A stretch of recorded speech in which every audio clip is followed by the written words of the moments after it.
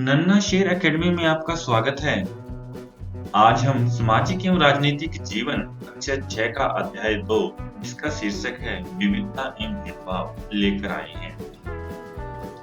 दोस्तों, हमारा भारतवर्ष एक देश ही नहीं अपितु एक संसार के समान है। यहाँ हर राज्य की अपनी एक अलग भाषा है, हर राज्य का रहन सहन अलग है। उसके बाद भी हम सब एकता के सूत्र में बंधे हैं। लेकिन कुछ रूढ़िवाद और कुछ जो हमारी धारणाएं हैं वो हमें भेदभाव करने पर मजबूर करती हैं। आज हम उसी को पढ़ेंगे। अभ्यास के प्रश्न लेते हैं।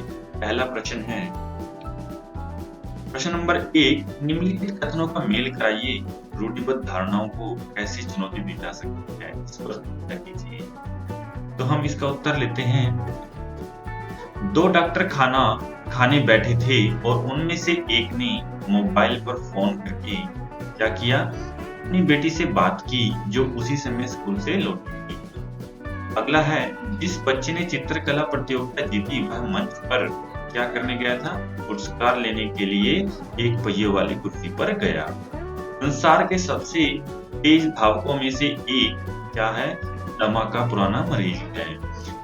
अमीर नहीं थे लेकिन उसका एक अंतरिक्ष यात्री बनने का सपना अंततः पूरा हुआ।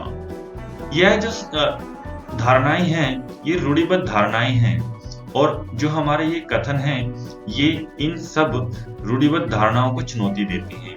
उदाहरण के लिए लोग यह समझते हैं और यह मानते हैं कि जो दमा का मरीज है वह दौड़ नहीं सकता, लेकिन यहाँ हमने देखा कि एक जो दमा का मरीज है वो बहुत अच्छा धावक बन गया है।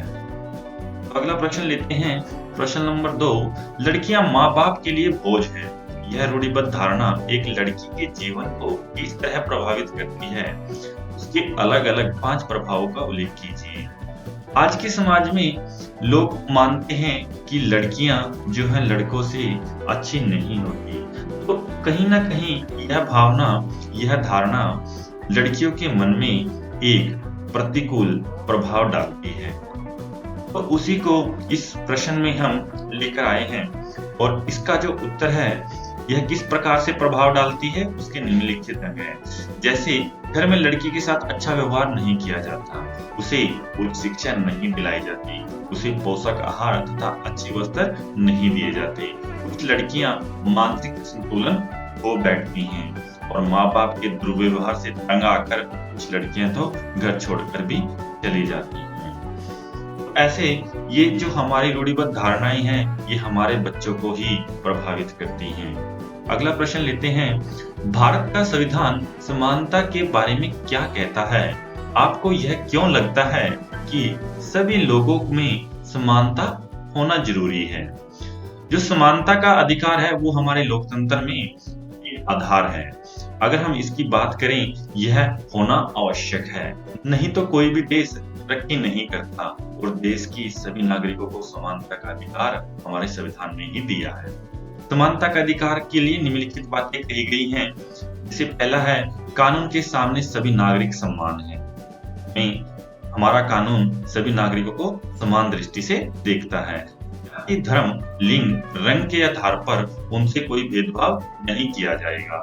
कोई किसी को जाति के आधार पर या धर्म के आधार पर अलग नहीं कर सकता। सभी नागरिक योग्यता के आधार पर सरकारी नौकरियां प्राप्त कर सकते हैं। छुआछूत एक अपराध है। यदि कोई इस कुप्रथा को जारी रखता है तो कानून उसको दंडित करता है। सैनिक तथा शिक्षा संबंधी उपाधियों को छोड़कर से सभी उपाधियों को समाप्त कर दिया गया है। हम जानते हैं समानता की आवश्यकता क्यों है। समाज में जाति, धर्म, रंग, लिंग आदि के आधार पर भेदभाव न हो, सभी को उन्नति का समान अवसर मिले, देश मजबूत बने, सभी लोगों की बराबर की भागीदारी हो, सभी को समाज में उचित सम्मान मिले। ये जरूरी इसलिए भी है, अगर ये नहीं होता तो वो देश सबसे पीछे चला जाता है। तो देश की उन्नति जो है समानता पर ही निर्भर करती है, जब सब लोग मिलकर देश के लिए काम करते हैं। अगला प्रश्न लेते हैं। प्रश्न नंबर 4, कई बार लोग हमारी उपस्थिति से ही पूर्वाग्रह से भरा आचरण करते हैं। ऐसे में अक्सर हम कोई विरोध करने की स्थिति में नहीं रहते, क्योंकि कि मुंह पर तुरंत कुछ कहना मुश्किल जान पड़ता है। अपनी कक्षा को 2 समूह में बांटिए और प्रत्येक समूह इस पर चर्चा करे कि दी गई स्थिति में वो क्या करेंगे। नीचे ये स्थितियां दी गई हैं, हम इसको एक-एक करके लेते हैं और फिर इसका उत्तर देखते हैं। तो पहली स्थिति अगर हम देखते हैं तो पहली स्थिति है, युवा होने के कारण एक सहपाठी को आपका दोस्त चिढ़ा रहा है। तो आप क्या करेंगे? हम उसे ऐसा करने से रोकेंगे, क्योंकि सहपाठी अगर हम साथ में मिलकर पढ़ेंगे तो हम ज़्यादा अच्छे से कोई चीज़ जान पाएँगे। अगला है, आप अपने परिवार के साथ टीवी देख रहे हैं और उनमें से कोई सदस्य किसी खास धार्मिक समुदाय पर पूर्वाग्रह टिप्पणी करता है। इस पर आप क्या करेंगे? हम उसे बताएंगे कि सभी धर्म समान है, सभी धर्मों का सम्मान करना चाहिए। अगला प्रश्न लेते हैं, आपकी कक्षा के बच्चे एक लड़की के साथ मिलकर खाना खाने से इनकार कर देते हैं क्योंकि वह सोचते हैं कि वह गंदी है। हम उसे समझाएंगे कि किसी अलग जाति से संबंध रखने से कोई गंदा नहीं होता। गंदा तो आदमी का व्यवहार होता है, गंदा तो आदमी का सोच होता है। अगला है, किसी समुदाय के एक खास उच्चारण का मजाक उड़ाते हुए कोई आपको चुटकुला सुनाता है। तो इसमें आप क्या करेंगे? हम किसी की बात सुनने से इनकार कर देंगे। अगर कोई किसी धर्म का मजाक उड़ाता है तो हम उसका नहीं सुनेंगे और उसे प्रेम पूर्वक समझाएंगे कि समुदाय का मजाक उड़ाना गलत है, वह भी हमारे भाइयों के समान है। अगला प्रश्न है, लड़के लड़कियों पर टिप्पणी कर रहे हैं कि लड़कियां उनकी तरह नहीं खेल सकती। इस पे आप क्या करेंगे? हम उन्हें ऐसी टिप्पणी करने से रोकेंगे और उनको बताएंगे कि लड़कियां भी लड़कों के समान क्षमता रखती हैं। आज के टाइम में अगर आप देखते हैं, बहुत सारी लड़कियों ने लड़कों को पीछे करके उनसे आगे जगह बनाई है। स्थिति में विभिन्न समूहों ने कैसा बर्ताव करने की बात की है, इस पर कक्षा में चर्चा कीजिए। साथ ही इन मुद्दों को उठाते समय कक्षा में कौन-कौन सी समस्याएं आ सकती हैं, इस पर बात कीजिए। प्रश्न नंबर 4 का ही अधूरा भाग है जिसको हम अभी ले रहे हैं। तो कक्षा में क्या-क्या प्रॉब्लम आ सकती हैं, वो हम इसमें बता रहे हैं।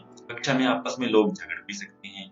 कक्षा में कोई ना कोई अपमानित महसूस भी कर सकता है। तो ये सब चीज़ों का ध्यान रखकर हमें अपने समाज में आगे बढ़ना चाहिए और किसी की भावनाओं को ठेस ना पहुँचे और किससे भेदभाव ना हो। तो दोस्तों, आज हमने ये अभ्यास के प्रश्न लिए, इसके एमसीक्यू क्वेश्चन हम बाद में लेके आएंगे और अगले वीडियो में हम अगला अध्याय लेकर आएंगे। तब तक के लिए आप मन्ना शेयर को देखते रहिए।